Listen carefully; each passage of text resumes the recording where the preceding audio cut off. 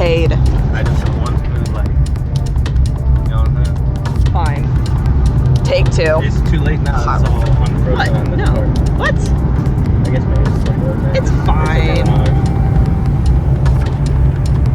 Happy? Yeah, that was too quick though. Oh my gosh. It's okay. You dropped your crochet hook? That's sad. Now you're never gonna be able to touch it again. How do you feel this far into the journey? Not too bad, actually. That's good. We're about halfway there. Maybe a little under halfway.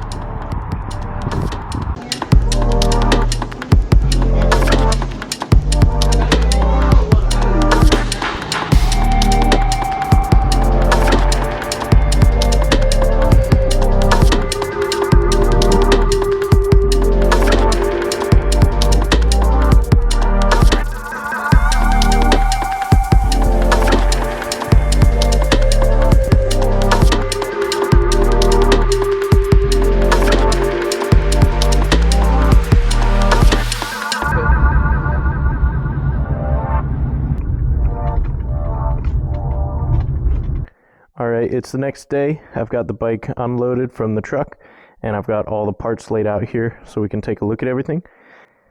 Figured I'd tell you guys about my plan for the bike, what all came with it, what I wish it came with that it didn't, and what I might be able to use from this bike to finish up my other project.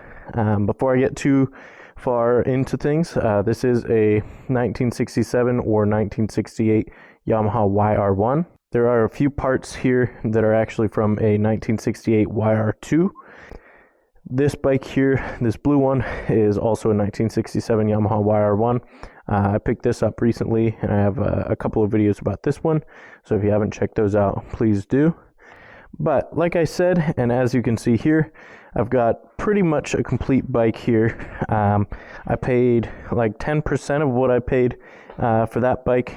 Obviously that bike is in running unrestored condition. It's not perfect. There are a few little projects I need to do here and there to get it to be somewhat reliable, but for the most part it's put together. This one on the other hand is, well, you could look at this as a pile of parts or you could look at this as potential. When I originally read the listing and I was considering going and looking at this bike in person, I kind of figured it would be more of a parts bike and I would just take a couple parts from it and finish up the other project that I have going. But the more time that I spend looking at this bike, the more I just really want to make this bike whole again. Even if I can't get this bike back to pristine, it would be pretty awesome if I'd be able to get all the parts put back together and get this bike back on the road. Before I talk about the little things, I do want to discuss some of the major things that this bike is missing. As you can see, there's no gas tank here. The gas tanks on these bikes go for quite a bit of money. Particularly the red color was a little more rare than the blue. So it might be a little bit challenging to find a good condition red Yamaha YR1 gas tank. If you know anyone that has one, let me know. Also, the seat is missing, and I was told that the carburetors from this bike were also, I think, used for a different project by the previous owner. I did find a couple of carburetors in here. I forget where I put them. I think one's in this bag here. So as you can see, there's one of the carburetors here. Well, I guess you'll just have to take my word for it because you can't really see it, but it looks like most of the pieces are there for that one. All right, and here's the other one. I don't know if these were a pair. It looks like that one's newer, and I don't know if they're compatible with each other or with this engine, but it looks to be pretty similar to what I have on this 1967 Yamaha YR1. But as you can see, this would be the left carburetor. You can tell because of this choke lever. You can see how it's right on there. It's a twin cylinder, 2-stroke engine. So there's one carburetor for each side, each piston. Speaking of pistons, one of the things that's pretty neat here is the engine is most of the way taken apart. Here we have the rods and the pistons. Here's the piston rings, of course, and then you can see the gears and the transmission come out the side. This is your gear selector. As I was saying, I think it's pretty cool to see all the different parts here. This, for example, goes on the top end of the engine over those pistons. Anyway, so it's pretty cool to see all the little pieces here. You got the fins on this piece because it's an air-cooled engine. You can see the spark plug and the space where the piston would come up and compress the air into this small space, and then it would get ignited with the spark. Combustion would occur, and then that would push the piston back down. Between this and that piece there is this space. I do think it's pretty interesting. You can see all the different ports here. This is a piston port engine. If you'd like to read up more about those, you can. But two strokes have a few different varieties.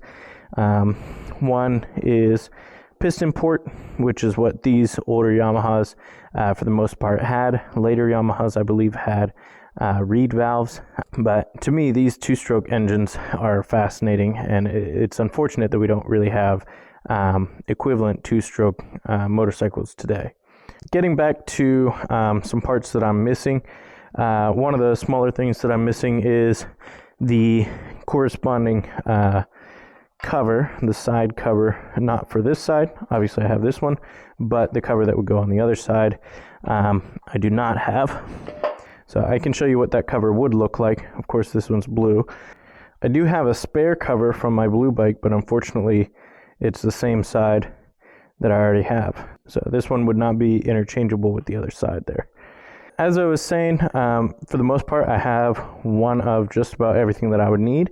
It's just going to take quite a bit of work to, of course, put everything together and make sure it's going to run properly. In addition to that, I think there are a couple cool little parts that I have taken apart here. First of all, this is a brake drum from the front wheel, either from the, I think this is actually the front wheel from the YR1. But if we look at the operation here, as we pull this lever, you can see this piece twists and expands these brake shoes, which would push against the walls here. And that friction between these brake shoes and the walls is what actually slows down this bike. But like I was saying, the more I look at this bike, the more I just want to put it all together and get a whole running bike out of this. I will have a couple of spare parts for this motorcycle once I get everything put on there. I've got an extra exhaust, an extra set of wheels and tires, but I might keep those around for a little while. I'm not sure if I'll part with them right away. But I am super excited about this bike and the potential that it brings. I think I actually have a smaller project for the R6, and I have a couple of projects for the blue YR1 before I focus on this one. Alright, I'm going to get to work with organizing these parts and getting them where they need to go. Alright, while I get these parts organized here and packaged away, make sure you focus on having a good day. And let me know if you have any advice for this project. This is brand new territory for me.